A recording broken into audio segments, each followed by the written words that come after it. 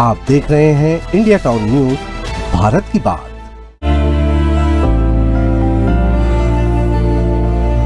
वहाँ नक्सलवाद अंतिम सांस ले थे तो हमारे गृह मंत्री के बहुत बड़े उनमें योगदान है। नमस्कार, स्वागत है आपका इंडिया टाउन न्यूज में। मैं हूं आपके साथ संजना कुशवाहा। छत्तीसगढ़ के बीजापुर में हुए एंटी नक्सल ऑपरेशन में 22 नक्सलियों की मौत पर सियासत गर्मा गई है, जहां पूर्व सीएम भूपेश बघेल ने सरकार पर आंकड़ों में गड़बड़ी का आरोप लगाया और कहा है कि मुख्यमंत्री और गृह मंत्री के बयानों में तालमेल नहीं है। इस पर मुख्यमंत्री विष्णुदेव साय ने जवाब दिया कि नक्सलवाद अब अंतिम सांसें ले रहा है और उनकी सरकार पूरी ताकत से लड़ रही है। तो वहीं उप मुख्यमंत्री अरुण साव ने कांग्रेस पर भ्रम फैलाने का आरोप लगाया है। अब सबकी नजरें सरकार के स्पष्टीकरण पर टिकी हुई है। देखिए हमारी खास रिपोर्ट सिर्फ हमारे साथ।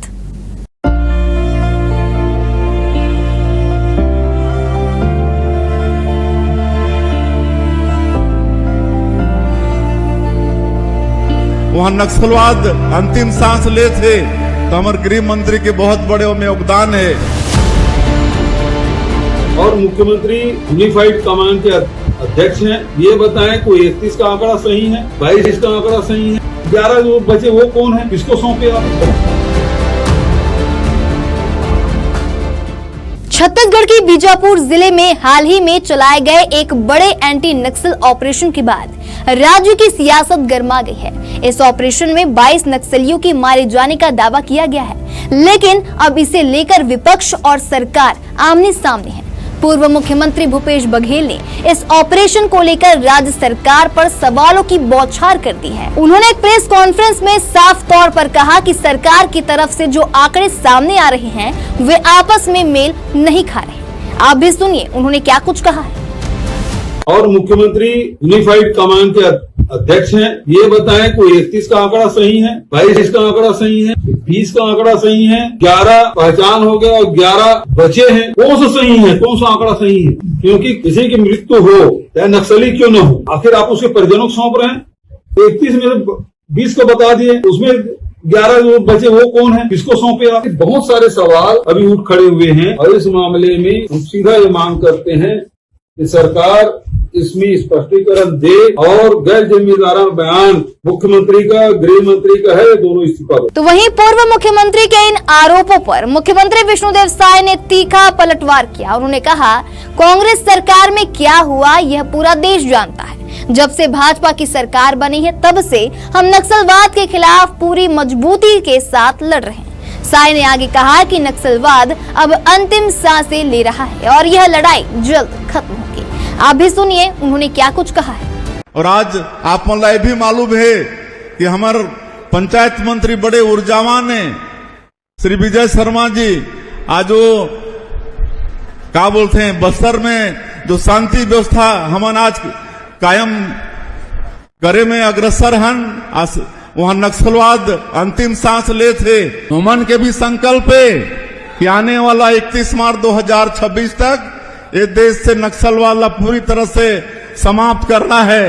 और मोला पूरा विश्वास है कि जिस तरह से हमारे सुरक्षा बल के जवान मन नक्सलवाद से लड़त हैं, हमारे माननीय गृह मंत्री, केंद्रीय गृह मंत्री के संकल्प पूरा हो ही। तो वहीं इस मामले में उप मुख्यमंत्री अरुण साव भी सामने आए और उन्होंने कांग्रेस पर हमला बोला। उन्होंने कहा, कांग्रेस ने भय और भ्रम फैलाने का ठेका ले रखा है। जब भी सरकार कोई ठोस कार्रवाई करती है, कांग्रेस सिर्फ सवाल खड़े करती है और जनता को गुमराह करने की कोशिश करती है। अरुण साव ने कहा कि भाजपा की डबल इंजन की सरकार नक्सलवाद को जड़ से खत्म करने के लिए काम कर रही है। उन्होंने दावा किया कि ऑपरेशन सिंदूर ने पूरी दुनिया को भारत की ताकत का एहसास कराया है। यह सारा विवाद छत्तीसगढ़ और तेलंगाना की सीमा पर स्थित कर्रेगुट्टा पहाड़ियों में चल रहे उस बड़े ऑपरेशन को लेकर है, जिसमें सुरक्षा बलों ने भारी मात्रा में हथियार और नक्सल सामग्री भी बरामद की थी। इस ऑपरेशन को राज्य सरकार बड़ी कामयाबी के तौर पर दिखा रही है, जबकि विपक्ष इस पर सवाल उठा रहा है। बीजापुर में चल रहा एंटी नक्सल ऑपरेशन जहां एक तरफ राज्य सरकार के लिए एक बड़ी सफलता के रूप में देखा जा रहा है, तो वहीं दूसरी ओर विपक्ष इसे आंकड़ों की गड़बड़ी और सूचना के भ्रम के तौर पर उठा रहा है। अब देखना यह होगा कि सरकार इस पर क्या स्पष्टीकरण देती है और क्या इससे नक्सलवाद के खिलाफ लड़ाई को और बल मिलेगा या यह सियासी विवाद और गहराएगा। इसी के साथ यह भी सवाल है कि क्या सरकार अपने आंकड़ों को साफ करेगी और क्या नक्सलवाद पर यह लड़ाई सच में अब आखिरी दौर पर है।